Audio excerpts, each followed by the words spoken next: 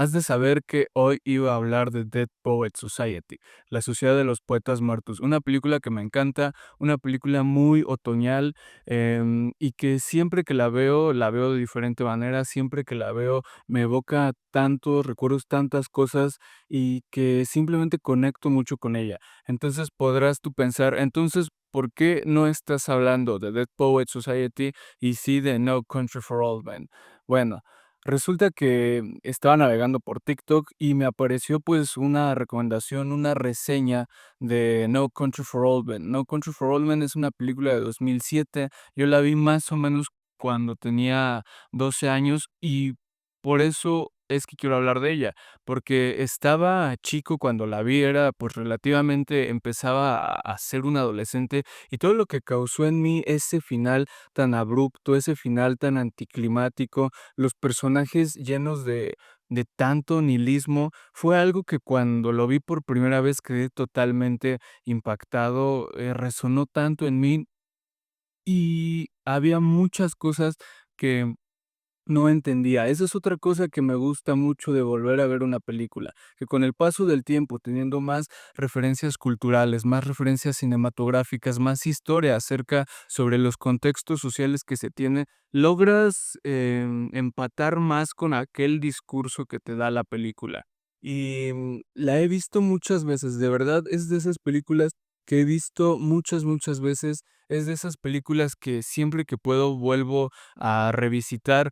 Em, y los hermanos Coen me parecen grandes directores, me parecen muy buenos directores. Creo que su mejor época fue esa. Actualmente no están haciendo, pues, la gran cosa, pero es que, o sea, después de No Country for Old Men, ¿qué vuelves a decir? Y tienen películas muy grandes, el de Big Lebowski, pues, No Country for Old Men, tienen Fargo. Yo, la verdad, he tratado de ver Fargo y no he podido. He tratado de ver Fargo unas 2 veces y simplemente, no puedo pasar del primer acto, no porque la considere mala ni mucho menos, sino porque creo que se ha hablado tanto ya de Fargo que mis expectativas, pues, están por los cielos, ¿saben?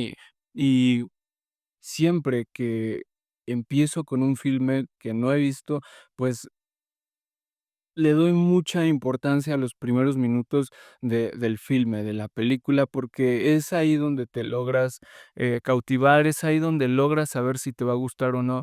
Y simplemente con Fargo, no sé, no he podido. También de ellos he visto, La balada de Buster Scruggs, que, pues, es esta antología, como lo he dicho, a mí no me gustan mucho las antologías de las películas que son antologías.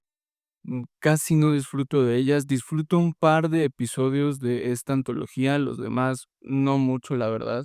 Em, y bueno, o sea, No Country for Old Men es simplemente una joya que todo aquel que le guste el cine sí o sí debería ver. Y bueno, me encanta porque es absurda la cantidad de películas que muestran que la sociedad está rota. Si podríamos hacer un listado, fácilmente salimos con 50 películas solamente hollywoodenses que tratan de eso. em, y digo 50 por mencionar las 50 mejores o las 50 más populares, porque hay muchas, hay incluso del género de superhéroes, hay demasiadas películas que la retratan así. Dentro de esas que retratan que la sociedad está rota, hay unas bueno, yo puedo distinguir entre 3 tipos, las que sí abarcan o te dan a entender que la sociedad está rota y que no tiene, salvación, las que te retratan que la sociedad está rota, pero que al final hay esperanza, y las que, a pesar de ser ficción, son absurdamente reales. Y de esas son pocas, y por eso es que me gusta tanto, por eso es que se considera una joya No Country for Old Men, porque, nos habla de la sociedad estadounidense de los ochentas, esta sociedad que perdió como que todo este encanto sobre lo que pasó después de la guerra de Vietnam, todos aquellos estragos que más bien fue una herida social, recordamos todo el movimiento hippie, em, y todo aquel cansancio sobre lo que era el American Dream o el American Way of Life, que al final resultó ser eso, un sueño más, un sueño inalcanzable, un sueño que se empezaba a vislumbrar y un sueño que duró bastante poco.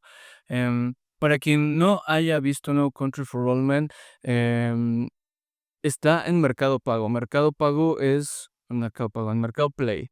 Que sí, o sea, tú te descargas la app de Mercado Libre y ahí viene Mercado Play, que es una plataforma gratis. Hay anuncios dentro de la aplicación, cuando tú estés viendo la película hay pequeños anuncios pero puedes ver películas totalmente gratis, hay muy grandes títulos. Está esta, que es una película que yo recomiendo, no creo que sea un filme para todos, no creo que sea un filme para ver, em cuando te quieres desconectar de todo lo demás, es un filme mucho más reflexivo, un filme mucho más lento, pero un filme que si tú conectas en los primeros 2 minutos, en los primeros 3 5 minutos, vas a disfrutarlo todo. Y bueno, no me están pagando, no estoy patrocinado por Mercado Pago, pero si Mercado Pago, pues, quieres hacerlo, adelante, aquí estoy. Y bueno, vayan a ver No Country for Old Men porque no quisiera que se perdieran como que de todo el análisis que voy a hacer sobre la película sin antes verla. Em y es absurdo, la falta de sentido del mundo frente a la búsqueda humana de significado. Es el choque entre el deseo de orden y la indiferencia del universo.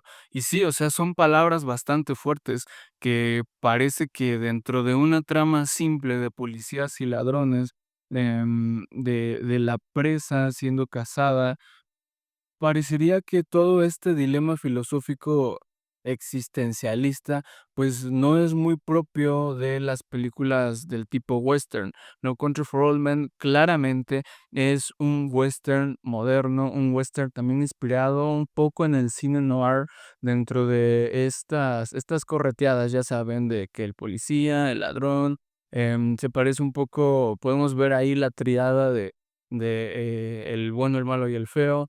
Em, y es muy simple la trama. Llewellyn es este cazador que un día, ejerciendo su oficio, se encuentra con una banda de narcotraficantes, pues, totalmente destruida, desolada. Va a aquel sitio y descubre que hay una maleta con $2 millones. Y alguien de su clase, pues, o sea, ¿qué es lo que hace con una maleta repleta de dinero de $2 millones?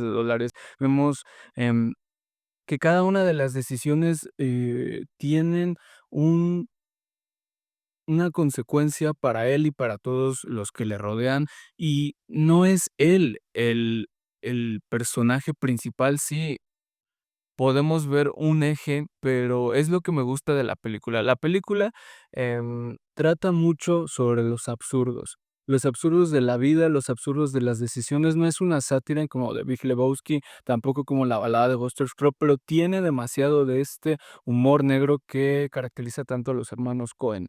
Em, y si bien es una película sin mucho diálogo, te ríes por ese humor tan roto, ese humor tan negro que no todos,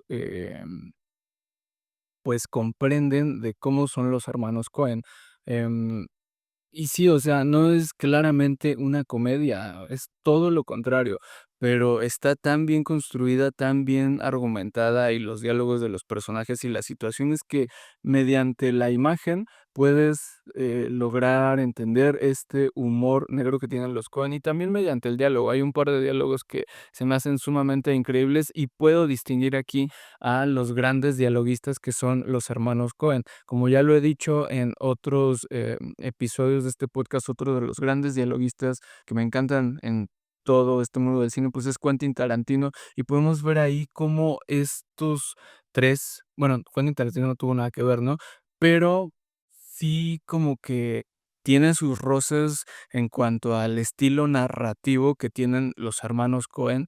Yo creo que su cine se parece bastante y podemos ver aquí estas grandes similitudes que tienen entre ser grandes dialoguistas, porque los 2 conocen bastante sus culturas, los 2 conocen bastante, aquello que los hace ser estadounidenses, se burlan de ello, critican ello, lo confrontan, al mismo tiempo tienen esta relación bastante extraña de, pues, de amor-odio más o menos, pero que involucra mucho esta crítica social, este, pues, no ataque, porque de ninguna manera es un ataque, pero, o sea, los estadounidenses son personas, si tú lo ves así y si tú ves toda la filmografía de los Coen, pues, son personas bastante raras, son personas que, em al no venir de ningún lado y encajar en, como su nombre lo dice, en Estados Unidos, que son totalmente diferentes, pues encuentran un cierto tipo de resonancia entre sí que, pues tiene algo de extraño y sigue siendo extraño, pero siguen, ahí, y es esta potencia súper enorme que hoy en día, pues, está en decadencia. Y de eso trata un poco la película, de la decadencia de un país, de la decadencia de una sociedad que tuvo un apogeo, tuvo un auge bastante grande, pero que parece ser que su desmoronamiento es muy poco a poco, pero entre ese poco a poco que se está desmoronando la sociedad estadounidense, pasan grandes tragedias como lo es Vietnam, como lo es, los acontecimientos de septiembre, en cada una de estas guerras que ellos deciden, pues pelear, que no son sus guerras, que se meten a todos y que las grandes esferas no ven que le afectan a los marginados, como en este caso a la sociedad. Y luego tenemos personajes como, el personaje de Javier Bardem, que voy a ir con el análisis psicológico de él más adelante, pero es que, o sea, simplemente pensarlo me hace, pues, decir todo esto, ¿no? Y mediante cuestiones técnicas, debo de resaltar demasiado el minimalismo narrativo que tiene esta película. Y no me malentiendan, o sea, he dicho muchas veces aquí que opino casi igual que Cuarón, que la narrativa es el veneno del cine, y sí, sí lo es, pero si tú lo utilizas como una herramienta y combinas con imagen, con sonido, con actuaciones, y te centras en que la narrativa es otra vía más para contar esa historia, pues tienes grandes productos audiovisuales, que se entienden como piezas, sí, un poco mainstream, pero también de arte, como lo es el caso de esta película. ¿Y por qué digo esto? No Country for Old Men no tiene banda sonora. Y eso es una gran mentira, porque sí, No Country for Old Men sí tiene banda sonora, pero es imperceptible. Y yo solamente la pude, percibir en una escena, que es cuando nos introducen a Chihur, Anton Chihur, que es el, personaje interpretado por Javier Bardem, que, o sea, la actuación aquí de Javier Bardem es tan descomunal que le valió el Oscar en, 2008. Y, bueno, decía esto por no, ¿por qué estaba diciendo esto? Ya se me olvidó. Pero bueno, la música, o sea, la música aquí es tan imperceptible. Ah, sí, te mencionaba la música porque recuerdo solamente escucharla en una ocasión, bueno, 2. Los créditos, que para empezar no importan porque pues, no forma parte como que de la narrativa que tiene esta película, y la escena donde vemos que Javier Bardem aparca en una gasolinería y tiene todo este discurso acerca de la moneda, con este señor que lo hace sacar de sus cabales, y vemos ahí, un avistamiento un poco más cercano a todo lo que es la psicología del personaje de Anton Chigurh, que, vemos que no tiene ningún apego por la moral humana y que él mismo construye, su propia ética, su propia moral, que a nuestros ojos es amoral.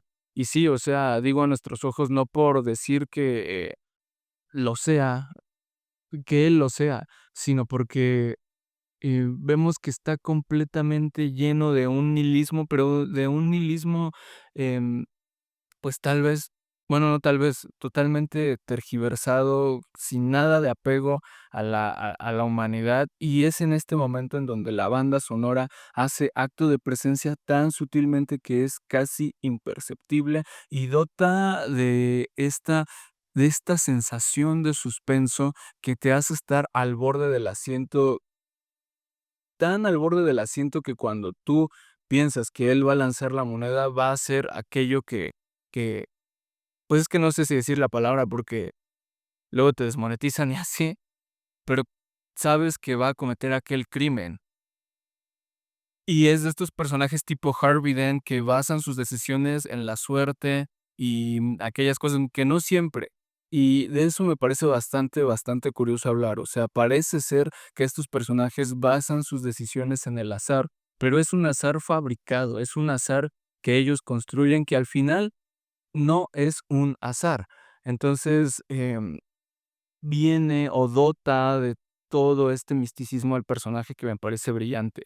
Em, También en la banda sonora, o más bien en el diseño de sonido que tiene la película, trata mucho o toca muy bien o,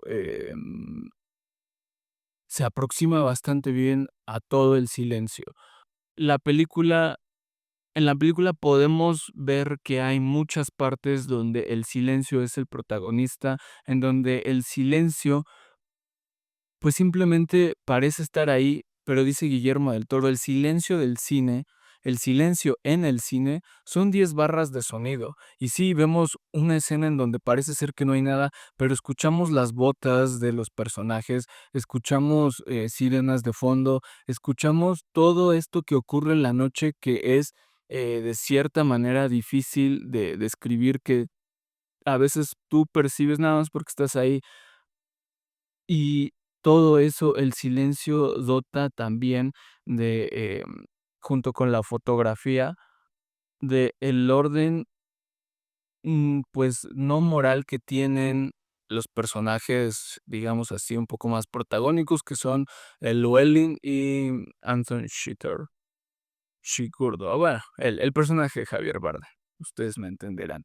Todo esto combinado con la fotografía de Roger Deakins, que Roger Deakins tiene un manejo bastante bueno de la oscuridad, de aquellos pasajes, de aquellos paisajes, em, un poco inhóspitos, lo podemos ver en su trabajo en 1917, em, cómo trabaja con la luz y con las sombras de manera eh, porque, o sea, luz y sombra son completamente, em, polos opuestos y los 2 los maneja muy bien, y yo creo, em, que esta película es un poquito superior a todos los trabajos de Roger Deakins. También lo vimos, por ejemplo, en Blade Runner 2049, vemos este trabajo un poco de las sombras, pero la fotografía de No Country for Old Men, si bien tú podrías decir, es bastante simple, bastante similar, bastante, em, fácil, tal vez de llevar a cabo, cumple muy bien con el cometido de la trama, y a mí la fotografía de No Country for Old Men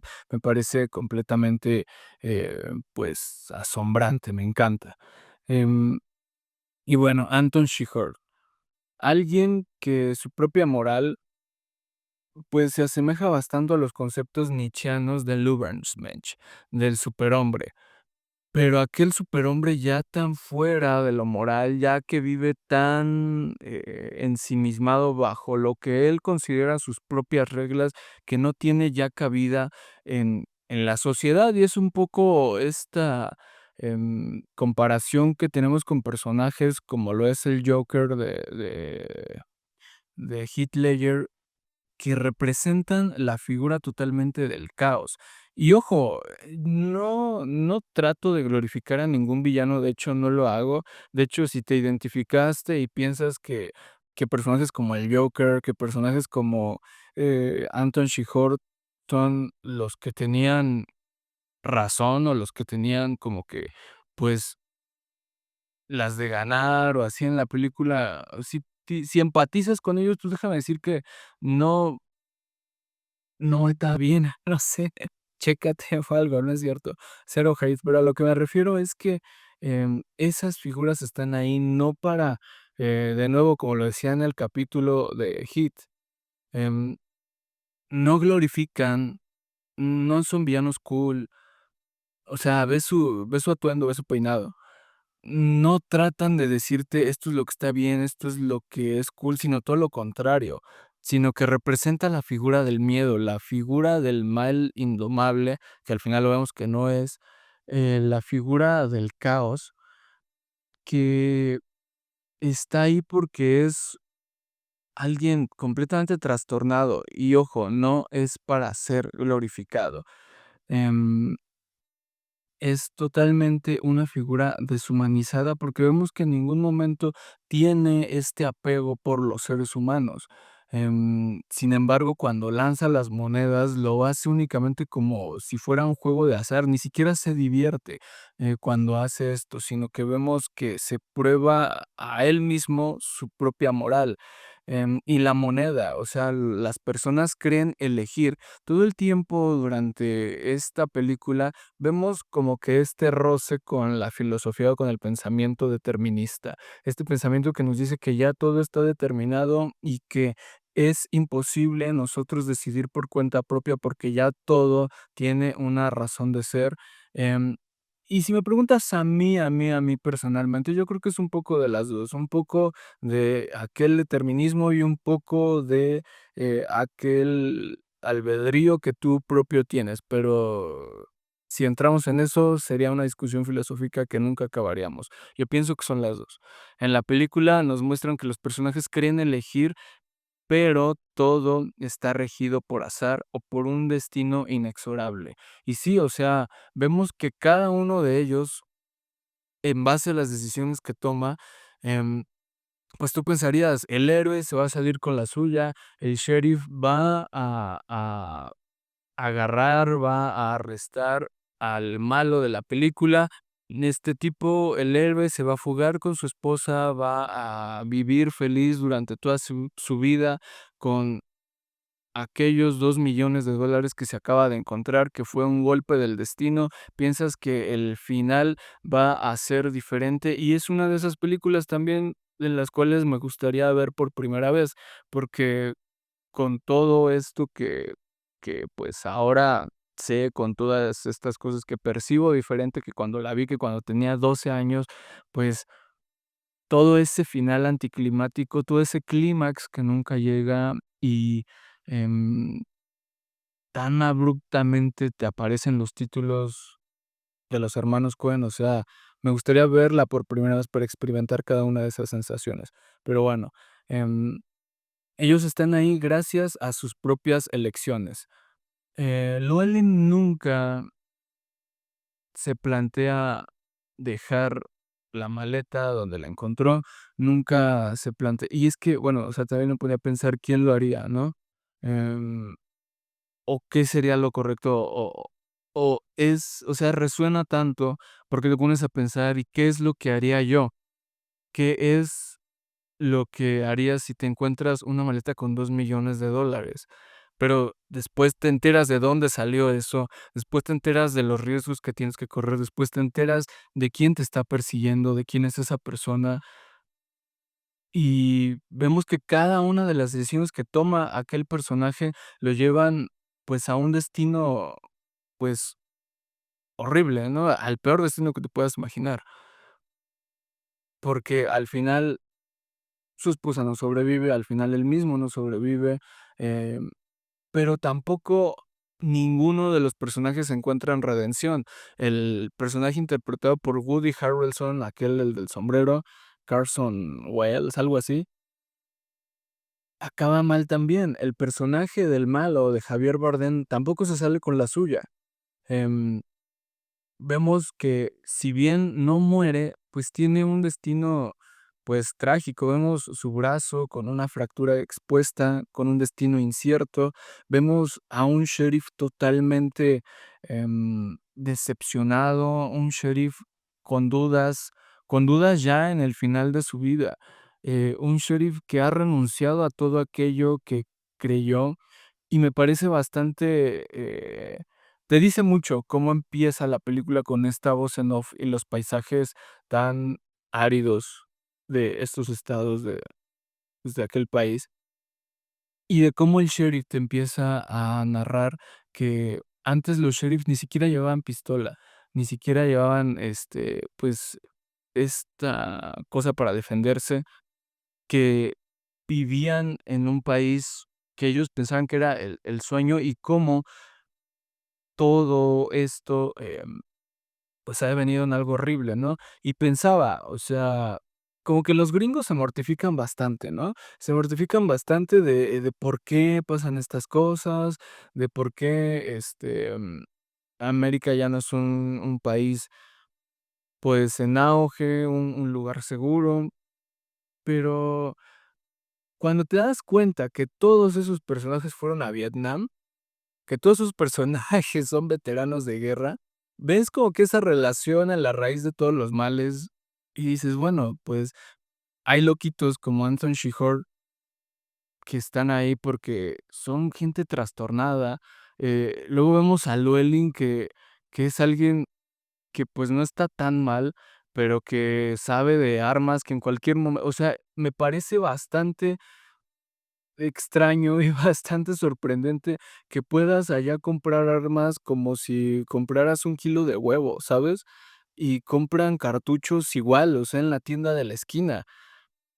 Y es, no sé, o sea, me saca bastante de mis cabales cómo estas cosas allá son casi o son totalmente normales, no sé, o sea, me pone a pensar bastante y, pues, ves que toda esta mortificación que tienen los gringos, pues, encuentra una razón que no son capaces de ver, o que si son capaces de ver, tratan como de esconderlo, porque al final, los únicos que hacían una crítica a esto, pues, eran personas bohemias, ¿no? O sea, tenemos a Bob Dylan ahí hablando, bueno, en la película, ¿no? Pero tenemos a Bob Dylan con todo este discurso, pues, antiguerra y todos los movimientos que se generaron, pero que al final tampoco lograron nada, o no mucho, y que hoy en día vemos que están igual, o sea, deviene en una sociedad igual de rota que no ha podido lidiar con todo ello. Em Y los cuestionamientos del sheriff, que es algo que ya mencionaba, interpretado por Tommy Lee Jones, esa es otra cosa que me fascina, o sea, el gran elenco que tiene esta película y las grandes actuaciones que cada uno de ellos, pues, dotan al filme, em, creo, sin temor a equivocarme, que es la mejor actuación de Javier Bardem, creo también, sin temor a equivocarme, que es la mejor actuación de Josh Brolin, que, o sea, bueno, en Dune también me gusta bastante, pero, pues, no es un personaje tan protagónico, y dota de como que de ese macho de aquellos años, que le sale tan bien a Josh Brolin, y de todo lo que hace Javier Bardem y Tommy Lee Jones, que son personajes, sí, bastante estoicos, el personaje de Javier Bardem bastante nihilista, pero, aquellos 3 pues, bastante difíciles de retratar, de encarnar, si lo pones en cuestiones ya de construcción de personaje, y de trabajo con actores, y sobre todo de, cómo vas a tomar el guión y a plasmarlo, pues, tú como actor. El clímax esperado, que es otra cosa que me vuela la cabeza, nunca llega. Nunca llega el clímax, no hay clímax, y cuando lo hay, es una conversación entre el sheriff y quien parece ser su hermano, para que después, te cuente un sueño totalmente raro. El clímax, como lo decía, nunca llega. Vemos a Llewellyn morir fuera de foco, o fuera de cámara, más bien. Vemos que el destino de Anton, de el personaje de Javier Bardem, es incierto, o sea, no queda mal herido y no sabes si va a cumplir su cometido, pero sabes que le va mal, y a mí me dota de esta sensación de que nunca va a lograr su cometido y que, pues sí, va a acabar totalmente, pues, mal. Nunca se sabe qué pasa, nunca se sabe dónde queda la maleta con los $2 millones, y es tan absurdo como la vida real misma.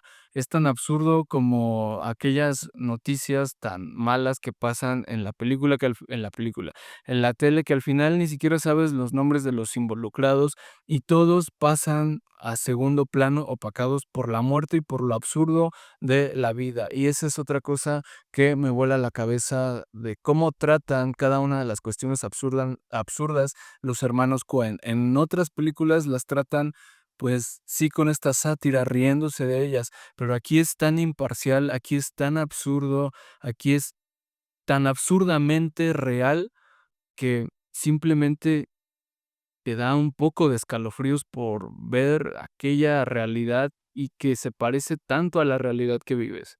Em, y, o sea, no me malentienda, no soy de esas personas fatalistas. La verdad es que yo trato de llevar una vida, pues sí, un poco optimista, pero agarro ese optimismo dentro de las cuestiones más fatalistas de la vida. Em, y ahorita te cuento el final de esta película, porque es algo que me vuela la cabeza y es algo que tiene bastante relación con el encontrar el optimismo. O sea, la película no es nada optimista, pero tiene un poco de relación con encontrar el optimismo dentro del fatalismo. Todo sucede. No hay glorificación de las muertes. Es otro que me gusta bastante, otra cosa que me gusta bastante de la película. Si bien hay escenas de acción, no es acción para nada coreografiada, no es una acción donde veamos slow motion y donde veamos caer gloriosamente a los personajes de nuevo. El personaje de Llewellyn muere afuera de la cámara, muere afuera de toda la narrativa, dejando un rastro de sangre alrededor, dejando víctimas, no de él, sino de quienes lo vienen persiguiendo a su alrededor. Lo mismo con Carla Jean, quien es su esposa, que también la vemos, bueno, se te da a entender que ya no está ahí porque acabó con ella, Javier Bardem. Y vemos de nuevo este absurdo, ¿no? Em, y miren, yo siempre les digo que, bueno, no sé, creo que sí. Los que me conocen, los que me conocen en la vida real, siempre les estoy diciendo, siempre les estoy recomendando que lean. Que lean que lo que sea, lo que les llame la atención, lo que quieran, porque leer de verdad es que te da. Se te amplía el panorama, se te amplía la visión de todo. Entonces, lean lo que sea. Esta película está basada en una novela. Yo no he leído la novela. Dicen los que saben que es de las mejores adaptaciones cinematográficas que hay de novela a película, obviamente. Em, y con base a eso, lean todo lo que puedan. Yo, dentro de todo lo que leo, pues hay psicología y psicoanálisis, hay filosofía, hay novelas, hay otras cosas, y me parece bastante difícil, em, para empezar, porque nunca lo he hecho, pero veo que es bastante difícil serle fiel a una novela, serle fiel a un texto, pasándolo de texto escrito a texto hablado y luego meterle el lenguaje cinematográfico y la interpretación de los personajes. Yo creo que es de las cosas más difíciles en cuanto al arte que hay. Vemos por ahí la adaptación de Pedro Páramo, la novela de Juan Rulfo, em, que si bien es una buena adaptación, es de esas novelas tan imposibles de adaptar. Eh, pero les decía que lean por lo siguiente. Eclesiastés, para quien no sepa, es un libro de la Biblia en el Antiguo Testamento. Un libro de la Biblia que es sumamente filosófico, que es sumamente existencial. Si tú lo ves desde el ojo de varias lupas, es completamente fatalista, pero trata de encontrar el optimismo en el fatalismo y de vivir la vida mejor vivida, básicamente. Y digo, yo he leído este libro, Eclesiastés, me parece sumamente impresionante, me parece sumamente reflexivo, filosófico, em, independientemente de lo que creas, independientemente de lo que profeses o de lo que no, dale a una oportunidad a este libro, porque te vas a o sea, hay cuestiones ahí bastante cañonas que son difíciles de explicar y que, analizados igualmente desde la postura filosófica, encuentras un panorama bastante grande. Y mientras veía esta película, ya más en el segundo acto, ya más en la segunda mitad del filme, hay un pasaje de Eclesiastés que no dejaba de dar vueltas sobre mi cabeza y es el siguiente: todo acontece de la misma manera a todos. Un mismo suceso ocurre al justo y al impío, al bueno y al limpio, y al no limpio, al que sacrifica y al que no sacrifica, como al bueno. Así al que peca, al que jura, como el que teme el juramento. Este mal hay entre todo lo que se hace debajo del sol, que todos tengan un mismo suceso y también que el corazón de los hijos de los hombres esté lleno de mal y de enloquecimiento en su corazón durante su vida y después a los muertos. Y creo que la película se explica por sí sola con este pasaje del libro de Eclesiastés. Te hace ver que no hay meritocracia, te hace ver que, tú piensas o luego te mortificas en por qué esta persona que es así, si es injusta y yo soy muy bueno, no me pasan estas cosas. Y vemos que, como lo dice aquí el libro de Eclesiastés, pensamos que, o más bien vemos que todo pasa igual porque la vida es absurda, porque, parece ser que el ritmo del universo es tan grande y tan diferente a todos nosotros y nosotros somos tan pequeños y al mismo tiempo la sociedad está tan rota, el hombre está tan perdido dentro de sus pensamientos y parece ser que no hay ningún tipo de salvación o ningún tipo de esperanza, pero creo que sí lo hay. El mismo libro de Eclesiastés nos lo dice. Disfrutar lo simple, comer, trabajar, amar, es un regalo en medio del absurdo. Porque al final, como lo vemos en la película, todos vamos a tener el mismo fin. Como lo ponía en una frase aquellos que me siguen en Instagram, romantiza tu vida, de todas maneras se va a acabar. Y es eso, ninguno de estos personajes tiene tiempo para comer, para eh, trabajar. El sheriff sí, pero está tan atormentado por su propia realidad que no puede ver la hermosa vida que tiene. La hermosa vida al lado de su esposa, amado de su casa, amado de más bien, al lado de lo que le gusta hacer, que es cabalgar, y vive añorando los viejos tiempos y preguntándose y mortificándose sobre aquello que será el futuro. Y es un poco malestar que es perdón, me estoy trabando demasiado. Es un poco el malestar que hay dentro de la cultura que se vive. Y creo que si vivimos un poco más apasionados por aquellas cosas simples, dejaremos de estar pensando en aquellas cosas que nos atormentan, como lo es el futuro, el pasado. En sí, la sociedad está condenada. Y bueno, al final el hombre muere de manera tan banal. ¿Quiénes? Pues al parecer en esta película todos o los protagonistas y quien no muere acaba mal, quien no acaba mal acaba atormentado por sus mismos pensamientos y lo que queda es la memoria frágil de los sobrevivientes. Cuéntame qué te parece si ya viste No Country for Old Men. Déjame saber en los comentarios si concuerdas con un poco de este análisis. A mí la verdad es que me encanta. O sea, la vi ayer y tengo muchas ganas de volverla a ver, pero tocará hacer el análisis de Dead Poets Society, una película que me encanta, una película totalmente otoñal, demasiado entrañable. Y déjame saber en los comentarios qué cuentas de Joel and Ethan Coen, los directores de No Country for Old Men. Estaré aquí la próxima semana y en caso de que no los vea, buenos días, buenas tardes y buenas noches.